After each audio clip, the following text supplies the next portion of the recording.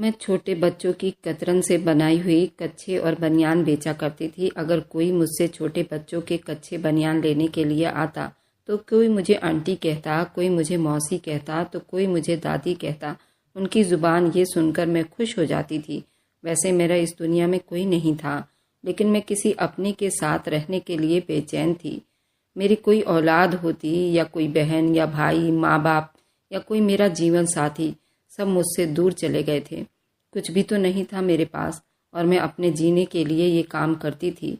एक दिन मेरे पास एक बच्चा आया जो एक बार पहले भी आ चुका था। गोल मटोल सा प्यारा बच्चा मुझे बहुत खूबसूरत लगता था, लेकिन आज वो अकेला नहीं था। उसके माँ बाप भी उसके साथ आए थे। उसने मुझसे कपड़े खिलौने लिए थे और कहा था कि पैसे मेरे पापा देंगे। जैसे ही उसके पापा मेरे सामने आए, मैं हैरान रह गई। मेरे कदमों तले से ज़मीन निकल गई, क्योंकि उसका बाप तो मेरा सगा। मेरा नाम विमलेश है।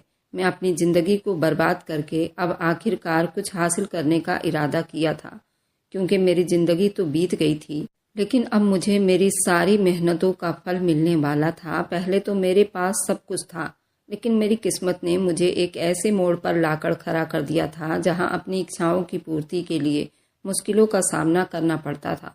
मेरी शादी एक ऐसे आदमी से कर दी गई थी जो उम्र में मुझसे दुगना बड़ा था। वह बीमार रहता था, जिंदगी के आखिरी सांस ले रहा था, लेकिन उसके पास बहुत ज़्यादा दौलत थी। मैंने इस रिश्ते को इसलिए स्वीकार किया था क्योंकि मेरे पास कोई और रास्ता नहीं था। मैंने अपना फैसला उनके ऊपर डाल दिया था। टाइम बीत गया और एक दिन वह इस दुनिया से चला गया।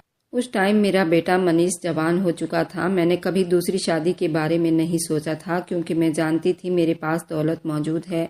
हमारी ज़िंदगी को आसान बना सकते थे। मेरे पति ने अपनी सारी दौलत मेरे नाम कर दी थी, लेकिन हालात इतने आसान नहीं थे। कुछ दूर के रिश्तेदार सामने आ गए थे। उन्होंने जायदाद पर हक जताने की कोशिश की थी, लेकिन मुझे यकीन था वह झूठे साबित हो जाएंगे।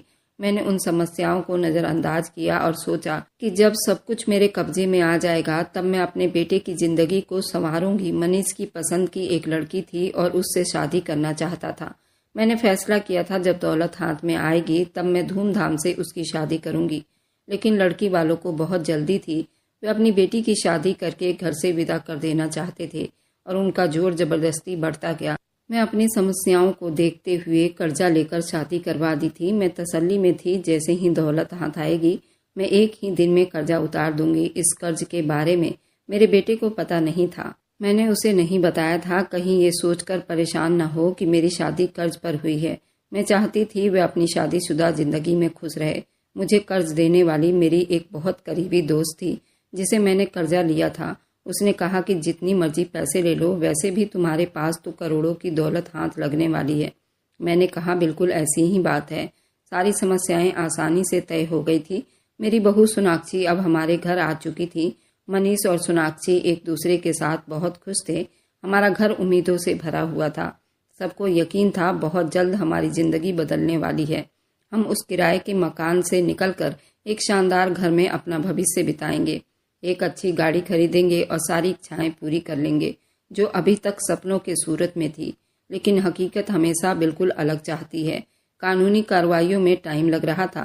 रिश्तेदार भी दावा किए बैठे थे और ये केस अदालत में जा चुका था। हर दिन उम्मीद बेचैनी के बीच झूलती रहती थी। मेरे लिए सबसे ज्यादा जरूरी मेरे बेटे मनीष की खुशी थी। वह अपनी नई जिंदगी में मगन था, अपनी पत्नी के साथ टाइम बिता रहा था। मैं ये देखकर खुश थी कि कम से कम मेरा बेटा तसल्ली में है।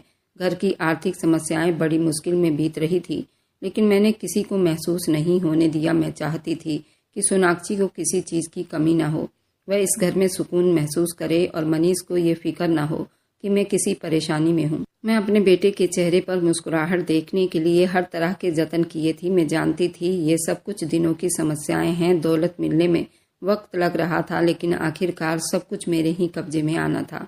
मेरी बहू फिलहाल तो सबके साथ अच्छे से पेश आ रही थी कि वे थोड़ी लालची जरूर थी। मेरे बेटे ने उसको भी जायदाद के बारे में बता दिया था।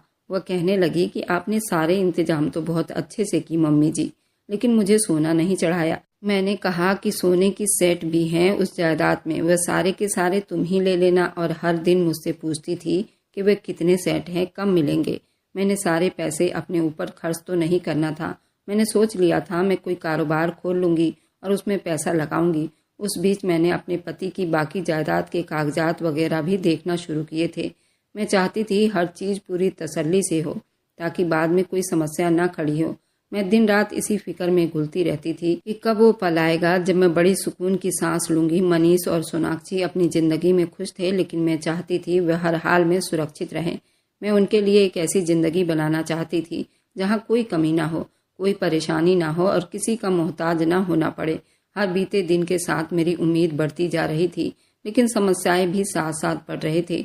जायदाद के मुकदमे पर तारीख दी जा रही थी और कानूनी दाव पेच बहुत भारी पड़ रहे थे। मैंने कभी नहीं सोचा था कि दौलत जो मेरे नाम थी उसे हासिल करने में इतनी मुश्किल आएगी। मैंने हमेशा यही समझा था कि जब टाइम आएगा सब कुछ आसानी से मेरे पास आ जाएगा, लेकिन अब ये समस्या मेरी औकात से ज़्यादा उलझ चुका था। मनीष को एहसास नहीं था कि मैं किस समस्याओं से गुजर रही हूँ, क्योंकि मैंने कभी उसे परेशान होने नहीं दिया। मैंने हमेशा अपनी परेशानियाँ खुद पर रखी और उसे एक सुकून की ज़िंदगी देने की कोशिश की। लेकिन अब मुझे इंतजार था उस दिन का जब अदालत फैसला कर देगी, जब वो दौलत जो मेरे हिस्से की है मेरे हाथ में आएगी। इंतजार था उस दिन का जब मैं कर्जा उतार दूंगी, जब मैं अपने बेटे और बहू के लिए एक अच्छी ज़िंदगी बना सकूंगी। मैंने सब कुछ मनीष के लिए सोचा था, उसके लिए सपने देखे थे। अब मुझे उस दिन का इंतजार था जब ये सपना हकीकत में बदलेगी। मैंने ये बात नोट की थी, सोनाक्षी काफ़ी लालची थी, लेकिन लालची होना कोई पाप की बात तो नहीं थी। कुछ लोगों की आदत होती है ऐसी। मैंने उसे कभी इस बारे में जज नहीं किया। एक दिन मैंने अपने बेटे को और उसको बातें करते हुए सुन लिया। वो मेरे बेटे से कह रही थी कि तुम्हारी माँ की सेवा मैं इसलिए करती हूँ। वे कहावत आपने सुनी है ना कि गधे को भी बाप बनाना पड़ता है। एक बार पैसे आ जाए फिर मैं अपनी मर्जी करूँगी। मुझे ये बात सुनकर बड़ी तकलीफ हुई थी, बड़ा बुरा भी लगा, लेकिन मैंने कहा कि अब मैं अपने बेटे से बात भी तो नहीं कर सकती, वरना वो कहेगा कि माँ हम दोनों की बातें सुन रही थी, हमारे कमरे में झांक रही थी, इसलिए सब्र कर गई। वैसे भी अभी मेरे पास फिक्र करने के लिए और बहुत सारी समस्याएं थी, क्योंकि ये समस्याएं बहुत गंभीर होती जा रही थी और हर दिन एक नई परीक्षाएं लेकर अदालत खड़ी हो जाती थी। मुकदमा चल रहा था, फैसला होने में तारीख पर तारीख दी जा रही थी और मैं उस दिन का बेसब्री से इंतजार कर रही थी। कब वो दिन आएगा जब मैं सुकून से बैठकर अपनी जिंदगी के और सपने पूरे कर सकूंगी। मेरी बहू सोनाक्षी भी अब बार बार सवाल करने लगी थी। मैं जानना चाहती थी कि आखिर वो पैसे कब आएंगे और उनका क्या करना है। मैंने उसे समझाने की कोशिश की, ये कोई मामूली पैसे नहीं है। अगर इतनी बड़ी दौलत को ना संभाला जाए तो वह पलों में हाथ से निकल जाती है। मैंने सोनाक्षी से कहा, बेटा पैसे आने के बाद भी हमें कुछ टाइम तक मुश्किलों का सामना करना होगा, लेकिन सब कुछ ठीक हो जाएगा। पैसे से ही पैसा कमाया जाता है और मैंने पहले ही एक बड़ी कारोबार के बारे में सोचा हुआ है। हमें उस दौलत को यूं ही खराब नहीं करना, बल्कि उसे एक कामयाब कारोबार में लगाना है ताकि आने वाले टाइम में हमें किसी परेशानी का सामना ना करना पड़े। सोनाक्षी ने मेरी बात सुनकर ज्यादा कुछ नहीं कहा, लेकिन मैंने महसूस किया वो बेचैनी महसूस कर रही थी। उसकी नज़र में एक सवाल था। शायद वह चाहती थी मैं जल्द से जल्द फैसला करके सब कुछ ठीक करूं, लेकिन ये मेरे हाथ में नहीं था। वक्त लग रहा था और मैं उस वक्त के इंतजार में हर दिन बिता रही थी। उन्हीं दिनों मेरी वह दोस्त जिससे मैं अक्सर कर्जा लिया करती थी, वह तीर्थ यात्रा पर जाने का इरादा कर रही थी। उसने मुझसे कहा कि विमलेश तुम भी मेरे साथ चलो, भगवान हम दोनों को अपने दरबार में याद कर रहा है, उसे ठुकराना नहीं चाहिए। मैंने हिचकिचाते हुए जवाब दिया, अभी मेरी समस्याएं बिल्कुल भी ऐसी नहीं हैं कि मैं कहीं जा सकूं। बेटे की शादी को भी अभी कुछ ही दिन हुए हैं और अभी तक पैसे नहीं आए। सब कुछ उलझा हुआ है, मैं कैसे जा सकती हूँ। उसने मुस्कुराकर कहा, पैसे आ जाएंगे, तुमने वैसे भी कर्जा वापस कर देना है तो फिर क्या फर्क पड़ता है। ये मौका बार बार नहीं आता, अगर भगवान ने बुलाया है तो मना मत करो। मैं उसकी बात पर गौर करने लगी। सच में ये एक अच्छा मौका था, शायद मेरे लिए भी यही ठीक था। मैं सब परेशानियों से कुछ टाइम के लिए दूर हो जाऊं। मैंने फैसला कर लिया कि मैं उसके साथ तीर्थ यात्रा पर जाऊंगी। मैंने मनीष और सोनाक्षी से बात की, लेकिन वो पहले ही तय कर चुके थे कि जब भी वो जाएंगे वे दोनों पति पत्नी अकेले जाएंगे। मैंने सोचा कि अगर मैं उनके साथ नहीं जा सकती तो फिर अपनी सहेली के साथ चली जाती हूँ। मैंने अपना सामान तैयार किया। दिल में एक अजीब सी खुशी थी कि शायद ये यात्रा मेरे लिए सुखद जीवन का प्रयास करेगी, लेकिन मुझे क्या मालूम था कि जब मैं वापस आऊंगी तो एक ऐसी खबर मेरे इंतजार कर रही होगी जो मेरी जिंदगी को हमेशा के लिए बदल कर रख देगी। मेरा दिल बेचैन था। जैसे ही मैं अपने घर के दरवाजे पर पहुंची, एक अजीब सी घबराहट मेरे अंदर समा गई थी। मैंने दरवाजे पर कदम रखा और दरवाज़ा खोला। मेरे सामने वह आदमी खड़ा था जिसके किराए के मकान में हम रहा करते थे। वह मकान मालिक मुझ पर चीख रहा था। आखिर क्यों चिल्ला रहा था? ये क्या कह रहा था? और अगर घर के अंदर आया तो उसने दरवाज़ा क्यों खोला? मेरी परेशानी उस वक्त और ज़्यादा बढ़ गई जब मैंने एक नज़र अंदर की तरफ दौड़ाई। मेरा पूरा बदन कांप गया। घर के अंदर का हिस्सा बुरी तरह से झुलसा हुआ था।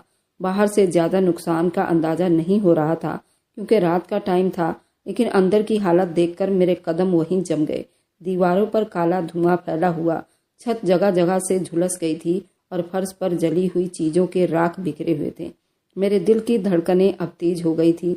मैंने घबराकर मकान मालिक की तरफ देखा और कांपती आवाज़ में पूछा, ये सब क्या हो गया? कैसे हुआ ये सब? मेरा बेटा और मेरी बहू कहाँ हैं? मकान मालिक ने परेशान होते हुए कहा, ये तो आप बताएंगी कि घर में आग कैसे लग गई। मेरा तो सब कुछ बर्बाद हो गया था। आपकी वजह से मेरा घर खराब हो गया।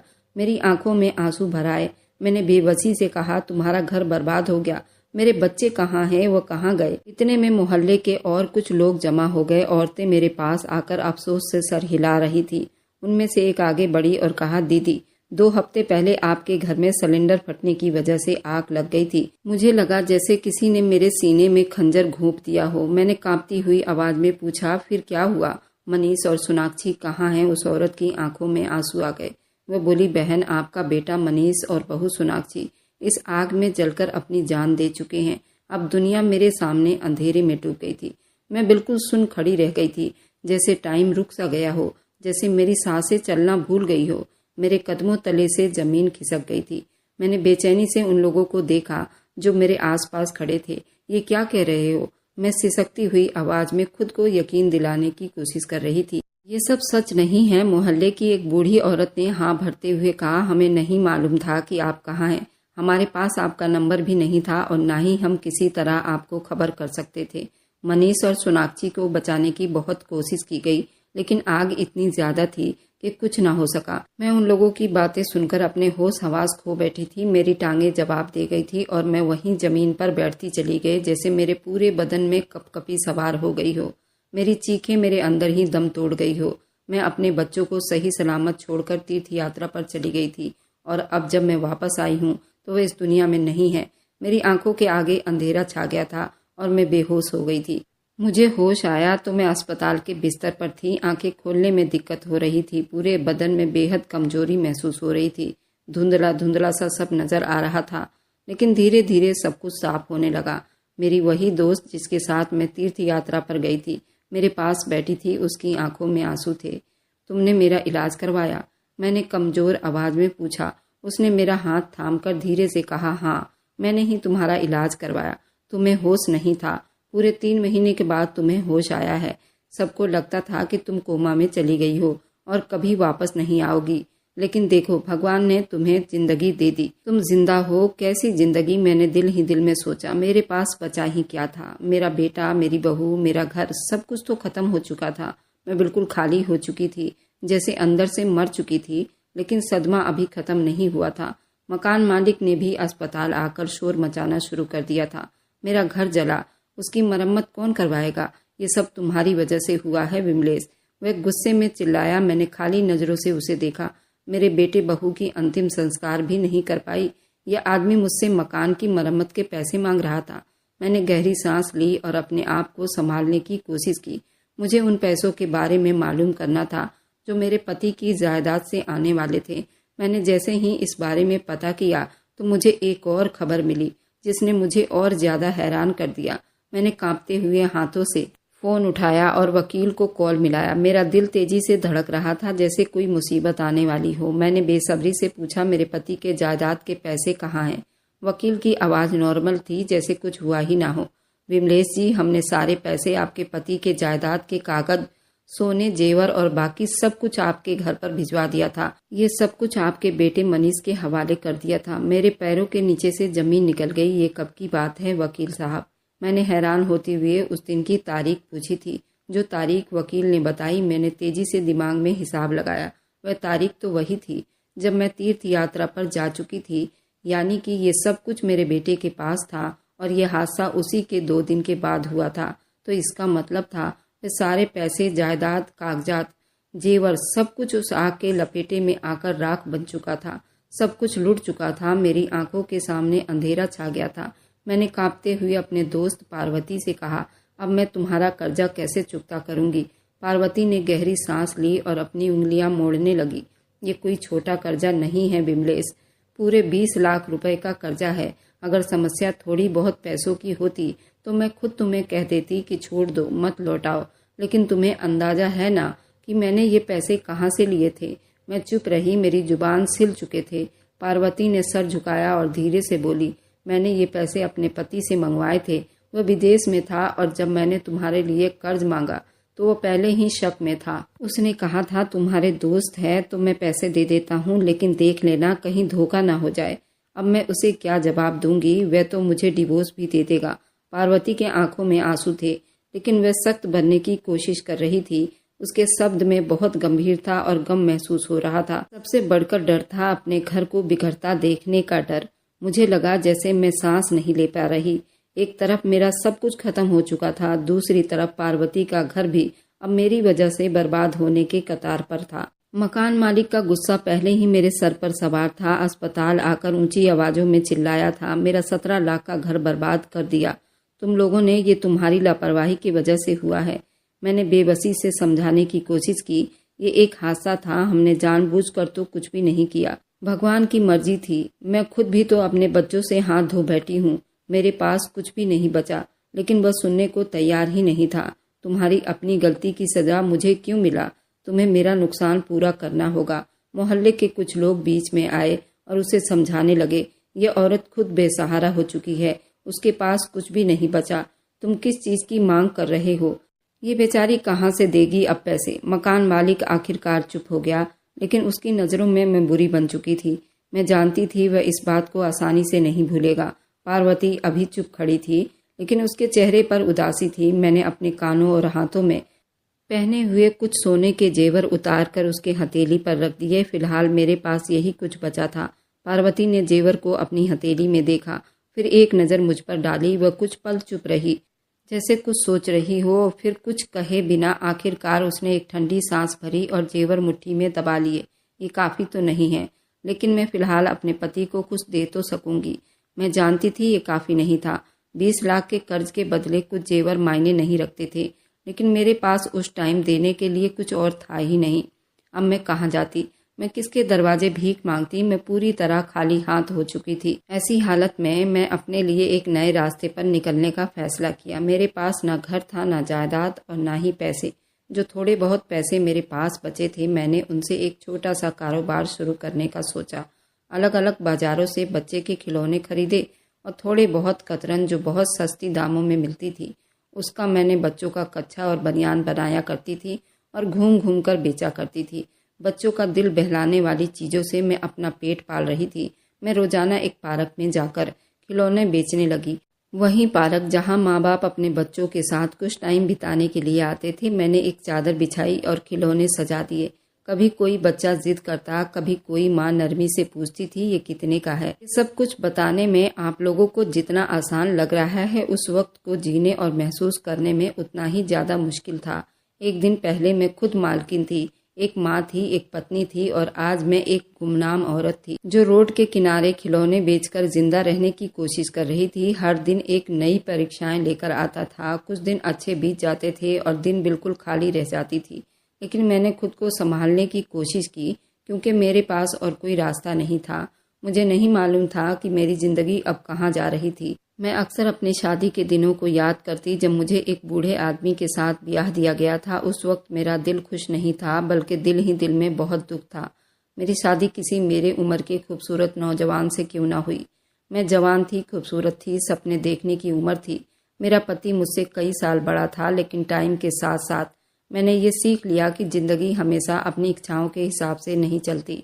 मेरे पति के पास दौलत थी और धीरे धीरे मुझे एहसास होने लगा पैसों से सब कुछ नहीं खरीदा जा सकता, तो कम से कम दिमागी सुकून तो हासिल किया जा सकता है। वो मेरा बेहद ख्याल रखता था, मेरी हर ज़रूरत को पूरी करता था, मुझे सब कुछ देता था जो एक औरत को खुश रखने के लिए काफ़ी हो सकता था।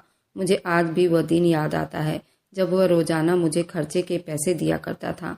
हमारे समाज में अक्सर पति पत्नी को खर्च देने में चिकचिकबाजी करते हैं, लेकिन वो मेरे हाथ में पैसे रखकर कहता था, ये तुम्हारे अपने पैसे हैं, जो चाहे खरीद लो, अपने लिए कपड़े ले लो, खाने पीने की चीजें ले लो, जहाँ दिल करे जाओ।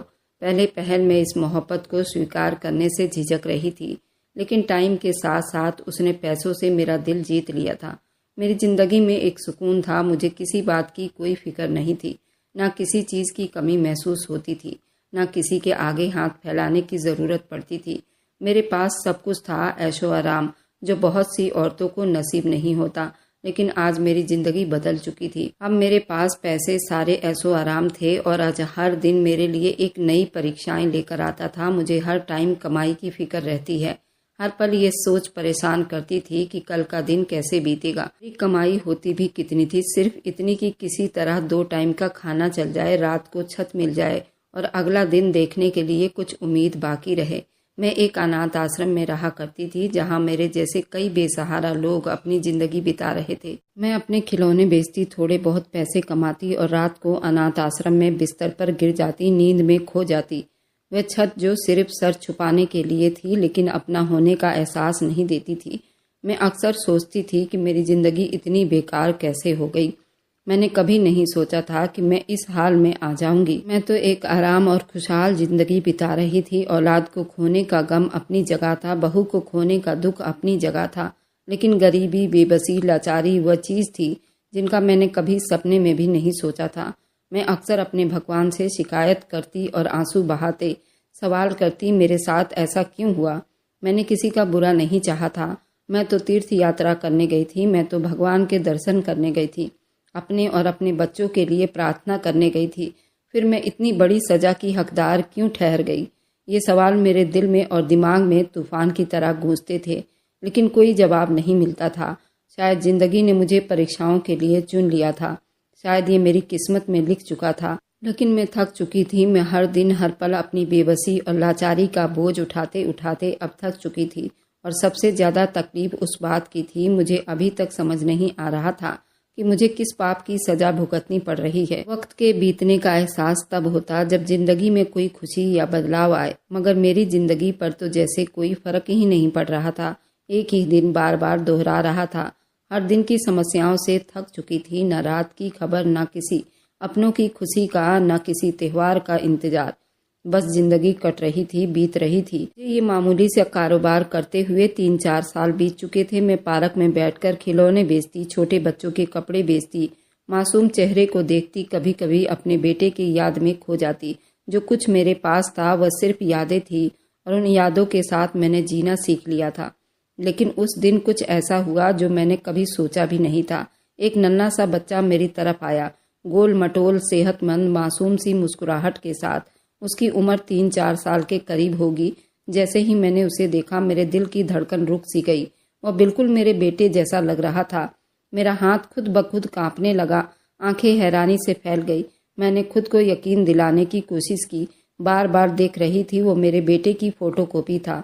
वही मोटी मोटी आंखें, वही नरम मुलायम गाल, वही चेहरा और शरारत भरी मासूमियत। मुझे अपनी आंखों पर यकीन नहीं आ रहा था।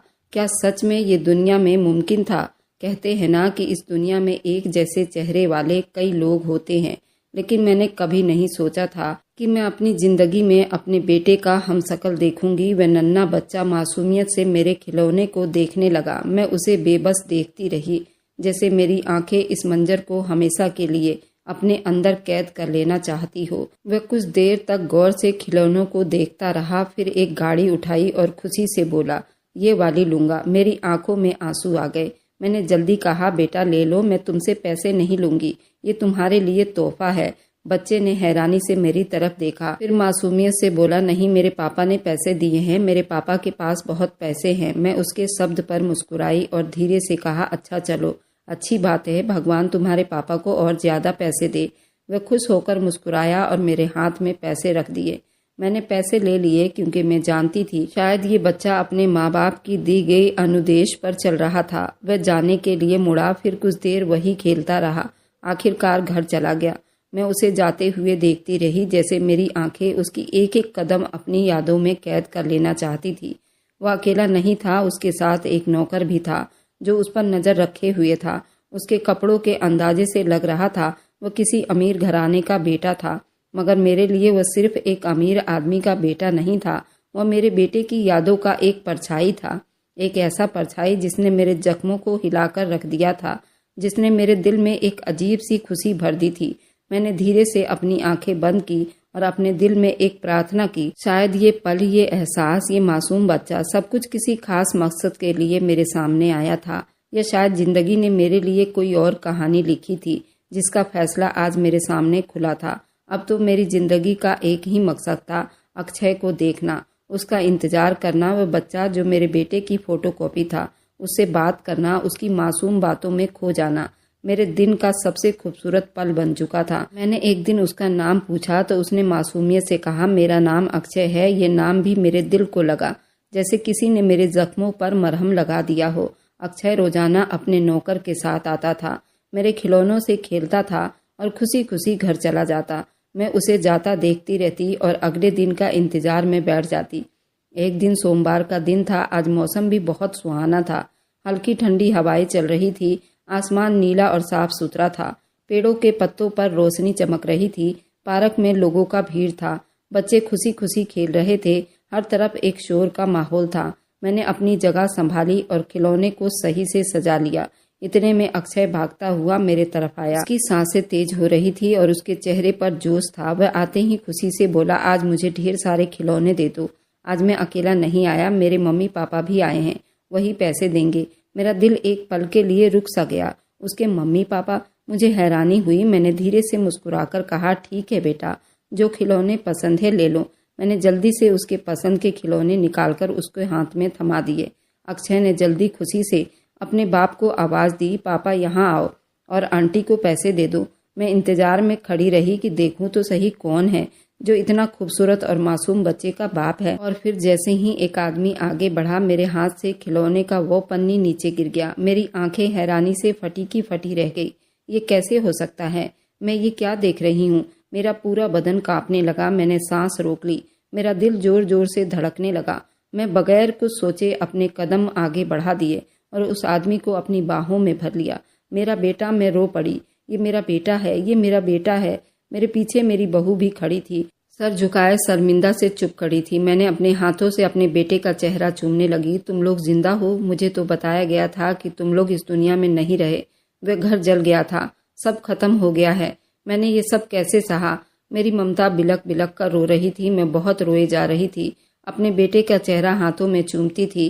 कभी अपनी बहू को देखती थी, कभी अक्षय को, लेकिन मेरा बेटा चुप खड़ा था। वह कुछ नहीं कह रहा था। उसके चेहरे पर अफसोस था, शर्मिंदगी थी, डर था। फिर जब उसने बोलना शुरू किया तो उसकी कही बातों ने मेरे कदमों तले से जमीन खींच ली थी। मैं हैरान रह गई। बेटे के मिलने पर खुश हो जाऊं या फिर ऐसे बेटे को छोड़कर हमेशा के लिए चली जाऊं। वे लोग मुझे अपने साथ ले गए। मैं चुप से उनके पीछे चलती रही। मुझे समझ नहीं आ रहा था मैं खुशी महसूस करूं या दुख। मैं अपने बेटे को सालों के बाद देख रही थी, लेकिन जो हकीकत अभी मेरे सामने आने वाली थी उसको शायद मैं बर्दाश्त न कर पाती। कुछ ही पलों में हम एक बड़े और शानदार बंगले के सामने जा पहुंचे थे। मैंने हैरानी से उस आलीशान घर को देखा। गेट के बाहर 2 चौकीदार खड़े थे। हर चीज में खूबसूरती झलक रही थी। मैंने एक पल के लिए खुद से सवाल किया, ये सब मेरे बेटे ने कैसे हासिल कर लिया? दरवाजा खुला और जैसे ही मैंने अंदर दाखिल हुई, मेरी आंखें एक पल के लिए चौंधिया सी गई। हर चीज ठीक थी, हर एक चीज को सजाया हुआ था। घर में नौकर चाकर भी थे। बड़ी बड़ी गाड़ियां, महंगे कालीने, कीमती फर्नीचर, ये सब देखकर मेरे दिल में एक अजीब सा एहसास जाग गया। सच में ये मेरे ही बेटे का घर था। वही बेटा जो कभी 2 टाइम की रोटी के लिए मेहनत करता था, जो मामूली सी नौकरी बड़ी मुश्किल से करता था। मुझे एक नरम और आरामदेह सोफे पर बैठाया गया। मैं चुप से अफसोस से देखती रही। कुछ पल ऐसे ही बीत गए। फिर मेरे बेटे ने मेरी तरफ देखा और धीमे शब्दों में कहा, मम्मी, मैं जानता हूँ कि आप बहुत हैरान हैं। आपको यकीन नहीं आ रहा कि मैं और सोनाक्षी जिंदा है, लेकिन मैं आपको सच बताना चाहता हूँ। मैंने कोई जवाब नहीं दिया, बस चुप से उनकी तरफ देखा और वह गहरी सांस लेकर बोला, मम्मी, जब आप तीर्थ यात्रा करने गई थी तो 2 दिन के बाद ही हमारे अकाउंट में पैसे आ गए थे। वह सब कुछ हमारे हाथ में आ गया था, जिसे हमने कभी सपने में भी नहीं देखा था। दौलत, जायदाद, सब कुछ। और मम्मी, हम लालची हो गए थे। मेरा दिल जैसे धक से रह गया था। मैंने सांस रोका और नजर उस पर जमा ली। सोनाक्षी कहने लगी, जब आप वापस आती तो उन पैसों को अपने तरीके से खर्च करती, हमें तो बस अपने हिसाब से ही देती। उसने एक टेढ़ी हंसी हंसकर कहने लगी, आप हमें सिखाती कि पैसा कैसे खर्च करना है और हम पर अपना एहसान जताती रहती, और क्या पता हमें आप पैसे भी ना देती। सोनाक्षी की बातें सुनकर मेरी सांसें तेज हो गई। सोनाक्षी ने कहा कि फिर हमने ऐसा तरीका निकाला कि सारी दौलत हमारे हाथ में आ गई, आपको खबर भी ना हुई। मुझे लगा जैसे मेरे कदमों के नीचे से जमीन खिसक जाएगी। मम्मी, हमने अपने झूठे मौत का नाटक किया। सोनाक्षी की बातें सुनकर मेरे आंखों में आंसू तैरने लगे थे। हमारे घर में आग तो सच में लगी थी, लेकिन हम टाइम पर वहां से निकल गए थे। आपको जो खबर मिली थी वह झूठी थी। हमने खुद ये सब कुछ किया था। क्या? मेरे होंठ कांपने लगे थे, लेकिन मेरी आवाज नहीं निकल रही थी। हाँ मम्मी, हमने जानबूझकर आग को बढ़ने दी ताकि सबको यकीन हो जाए कि हम सच में मर चुके हैं। उस टाइम किसी को ये ख्याल नहीं आया कि उनकी हड्डियों तक का पता नहीं चला, क्योंकि सब घर जलकर राख हो गया था। हमने अपने सारे पैसे समेत कीमती चीजें लेकर वहां से फरार हो गए थे। मैं उनकी बात सुनकर बिल्कुल हैरान रह गई थी। हमने डिफेंस में ये घर खरीद लिया था और अब हम यहाँ रहते हैं। मेरी नजरें उस घर के आसपास घूमने लगी। ये सब मैं क्या सुन रही थी? ये दोनों क्या कह रहे थे? मेरा बेटा कहने लगा, मम्मी, मैं हमेशा आपके बारे में सोचता था, लेकिन मुझे लगा कि आपकी दोस्त ने आपकी मदद जरूर की होगी। आप उनके साथ में रह रही होंगी। मैंने मोहल्ले में पता करवाया था, उन्होंने भी यही कहा था कि आप अपने दोस्त के साथ कहीं चली गई हैं, इसलिए मैंने ज़्यादा पता नहीं करवाया। मैं अपने बेटे का चेहरा देखती रही। मम्मी, आप चुप क्यों हैं? कुछ तो बोलो ना। मैं क्या बोलती, मेरी जुबान जैसे सिल चुके थे।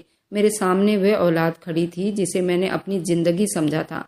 वही बेटा जिसके लिए मैंने हर तकलीफ बर्दाश्त की थी। वही बेटा जिसके बगैर मैं अपनी जिंदगी के 4 साल अंधेरों में बिताए थे। आज वो मेरे सामने आराम से बैठा था, अपनी दौलत पर नाज कर रहा था। मुझे बता रहा था उसने किस तरह अपनी माँ को बेवकूफ़ और अकेला छोड़ा। मेरे आंसू अब रुक नहीं रहे थे, मगर मैंने उन्हें अपने गालों पर बहने दिया। मेरे हाथ बेजान हो चुके थे। मैंने 5 साल अपनी जिंदगी के सबसे कठिन दिन झेले थे। मैं खिलौने बेचकर अपने आंसू छुपाए थे। मैंने हर दिन सिर्फ उस उम्मीद पर बिताए थे शायद कभी मेरा बेटा लौट कर आएगा, लेकिन वह पहले दिन से जानता था कि मैं कहाँ हूँ, और फिर भी उसने मेरी खबर तक ना ली। मेरे बेटे के पास सब कुछ था, एक शानदार घर, गाड़ियाँ, नौकर चाकर, दौलत, लेकिन उसके पास अपनी माँ के लिए एक पल नहीं था। मैंने एक गहरी सांस ली और अक्षय को देखा। वह मासूमियत से खेल रहा था। उसे क्या मालूम कि उसकी दादी ने किस परेशानी में अपनी जिंदगी के 5 साल बिताए थे। मम्मी, कुछ तो बोलो। मैंने बेटे की तरफ देखा। वो बेचैनी से मेरी तरफ देख रहा था, जैसे मेरी चुप्पी उसे काट रही हो। मैंने उसके चेहरे पर नजर डाली। मेरे अंदर ममता की आग थी। वह मेरा बेटा था। मैं उससे नफरत नहीं कर सकती थी, मगर उसी पल मैंने महसूस किया शायद मैं उसे माफ भी नहीं कर सकती। ये टाइम मेरे लिए फैसले लेने का टाइम था। क्या मैं उस बेटे को माफ कर दूं जिसने दौलत की लालच में अपनी माँ को मार डाला था, या फिर मैं उस जिंदगी के तरफ लौट जाऊं जहां मैंने खुद को मजबूत बनाया था, जहां मैंने खिलौने बेचकर इज्जत से जीना सीखा था। मैंने नजरें उठाई और अपने बेटे को एक आखिरी बार देखकर फैसला किया। मैंने गहरी सांस ली और अपने बेटे की तरफ देखा। बेकरारी से मेरी तरफ देख रहा था, जैसे मेरी चुप्पी उसके अंदर उतर रही हो। मैंने उसके चेहरे पर बेबसी, परेशानी को महसूस किया, लेकिन मेरे दिल में जो जख्म लगे थे वह इतने गहरे थे, सिर्फ पछतावे के बोल से नहीं भर सकते थे। मैंने नरम शब्दों में कहा, बेटा, मैं तुम्हारे साथ नहीं रह सकती। मैं जहाँ हूँ वहीं खुश हूँ। बस इतना जानकर मुझे आराम मिल गया कि तुम दोनों जिंदा हो और तुम्हारा एक खूबसूरत सा बेटा भी है। ये जान लेना ही मेरे लिए काफ़ी है। अगर कभी दिल किया तो अक्षय से मिलने आ जाऊंगी, मगर मैं इस घर में नहीं रह सकती जहाँ मेरी मोहब्बत और कुर्बानियों की कोई कीमत नहीं रही। मेरा बेटा एकदम चौंक गया। शायद उसे उम्मीद नहीं थी कि मैं इस तरह साफ शब्दों में मना कर दूंगी। उसके आंखों में आंसू आ गए थे और वो बेबसी से कहने लगा, नहीं मम्मी, मैं आपको जाने नहीं दूंगा। मैं आपसे दूर रहकर पछता रहा हूँ। मैं हर दिन आपके बारे में सोचता था, लेकिन हिम्मत नहीं होती थी कि आपके पास आऊं। मैं अपनी पत्नी को छोड़ सकता हूं, भगवान को नहीं, और ना ही आपको। मैं इस बात को सुनकर एक पल के लिए चुप रही, फिर धीरे से बोली, बेटा, अगर मुझे छोड़ने की हिम्मत थी तो अब मेरे पास भी हिम्मत है कि मैं तुम्हारे साथ ना रहूं। तुमने खुद अपनी जिंदगी से मुझे निकाला था और अब सब कुछ तुम्हारे काबू में है, तो तुम चाहते हो कि मैं वापस आ जाऊं। मेरी आंखों में आंसू नहीं थे, क्योंकि अब आंसू बहाने का टाइम बीत चुका था। मेरा बेटा घुटने के बल बैठ गया और रोने लगा। मम्मी, मुझे बद्दुआ मत देना। मैं जानता हूँ कि मैंने बहुत बड़ी गलती की है, लेकिन मैं आपके बगैर नहीं रह सकता। मैंने उसके कंधे पर हाथ रखा। माँ के दिल से बद्दुआ नहीं निकलती बेटा, लेकिन अगर आह लग गई तो तुम कभी खुश नजर नहीं आओगे। मैंने तुम्हें माफ तो कर दिया है, मगर वह सब नहीं भूल सकती जो मैंने बर्दाश्त किया है। माँ के लिए सबसे बड़ा दुख वह होता है उसका बेटा मर जाए, मगर वह जिंदा होकर भी उसकी जिंदगी से निकल जाए, ये सबसे बड़ा दुख होता है। मैंने अपना रास्ता पकड़ लिया। मेरा बेटा मेरे पीछे दौड़ रहा था, लेकिन मैंने पलटकर नहीं देखा। मैं जानती थी कि अगर मैं रुक गई तो शायद मेरा दिल कमजोर पड़ जाए, लेकिन मैंने फैसला कर चुकी थी अपनी बाकी जिंदगी उसी सुकून में बिताऊंगी जो मैंने बड़ी मुश्किल से पाया था। मैं अपने अनाथ आश्रम में आ गई थी, वही जगह जहां मैंने अपने सबसे ज्यादा तकलीफ के दिन बिताए थे, लेकिन जहां मैंने खुद को मजबूत भी बनाया था। कुछ दिन बाद मेरे बेटे ने मेरे सारे कर्ज उतार दिए थे। उसने मेरे लिए हर महीने कुछ पैसे भेजने का इंतजाम किया ताकि मुझे किसी तरह की परेशानी का सामना न करना पड़े। शायद वह इस तरह से अपनी गलतियों का पछतावा करना चाहता था, शायद उसका यही तरीका था, लेकिन मैंने कभी उसके भेजे हुए पैसे को अपनी कमजोरी नहीं बनाया। मैंने अपनी जिंदगी अपने शर्तों पर बिताने का फैसला किया था। वह कई बार मुझसे मिलने भी आया था, लेकिन मैंने हर बार यही कहा, मैं उसकी शक्ल नहीं देखना चाहती हूँ, ना ही मैं उसकी मोहब्बत को दोबारा स्वीकार करना चाहती हूँ। टाइम बीत रहा था, जिंदगी चल रही थी, लेकिन मेरे दिल में एक जख्म हमेशा रहा कि मेरा अपना बेटा, मेरा खून, मेरी मोहब्बत उसने मुझे लालच के बदले छोड़ दिया था। ये जख्म शायद कभी न भर पाए और शायद मैंने उन्हें भरने भी नहीं दिया था। अब मेरी जिंदगी का एक ही मकसद था, इज्जत के साथ जीना। मैं अगर चाहूँ तो अपनी जिंदगी अपने बलबूते पर भी बिता सकती हूँ। यही मेरी जीत थी, यही मेरी असली कामयाबी थी। हम अपनी औलाद को पैदा करते हैं, उनकी खुशियों का ख्याल रखते हैं, उनकी तकलीफों को अपने दिल में महसूस करते हैं। एक माँ के लिए ये सब कुछ उसकी जिंदगी का हिस्सा बन जाता है और वह हर पल अपने बच्चों के लिए कुर्बानियाँ देती रहती है। हम अपनी औलाद को अच्छा इंसान बनाने के लिए अपनी जिंदगी की खुशियों छोड़ देते हैं, अपनी इच्छाओं को दबा देते हैं, उनकी हर ज़रूरत को पूरा करने की कोशिश करते हैं। हम उन्हें अपनी ज़िंदगी का हिस्सा समझकर इस तरह मोहब्बत देते हैं। जब तक वो हमारे साथ रहते हैं, हमारी प्रार्थनाएं उनके साथ रहती है। हम उनकी परवरिश में हर वक्त तकलीफ सहते हैं, जो एक माँ को अपनी औलाद के खातिर झेलनी पड़ती है।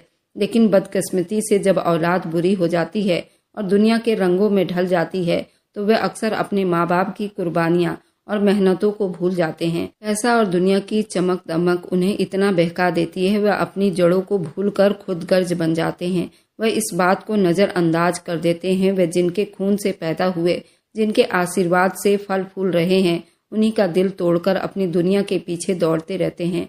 पैसा दौलत के पीछे धोखा देने वाले बच्चे माँ के दिल को बहुत गहरा दर्द देती है। ऐसी औलाद का इंसाफ भगवान ही करेगा, क्योंकि वह जानता है इस दुनिया में जो कुछ भी हो रहा है वह सब उसकी मर्जी से हो रहा है। जो औलाद अपनी माँ बाप का दिल तोड़ देती है वह कभी भी दुनिया में सुकून से नहीं रह पाती, और मैं यकीन रखती हूँ कि भगवान कभी उनके मेहनत को नज़रअंदाज नहीं करेगा। माँ तो माँ होती है, हमेशा अपने बच्चों का भला चाहती है और उनके गलतियों को माफ़ कर देती है, लेकिन दिल में एक जख्म होता है कि हमने अपनी औलाद को हर चीज़ दी, फिर भी वो हमें तकलीफ देते हैं। शायद मैं भी किसी दिन अपने बेटे को माफ़ कर दूं, लेकिन मेरी माफ़ी वह दर्द और परेशानी शामिल होगी जो सिर्फ एक माँ ही समझ सकती है। माफ़ी देना भगवान पर छोड़ देना चाहिए। मैं भगवान की मर्जी के लिए उसे माफ़ कर दूंगी। उसके साथ साथ मैं जानती हूँ कि उसका हिसाब भगवान जरूर लेगा और उसके गिरबान को जरूर पकड़ेगा।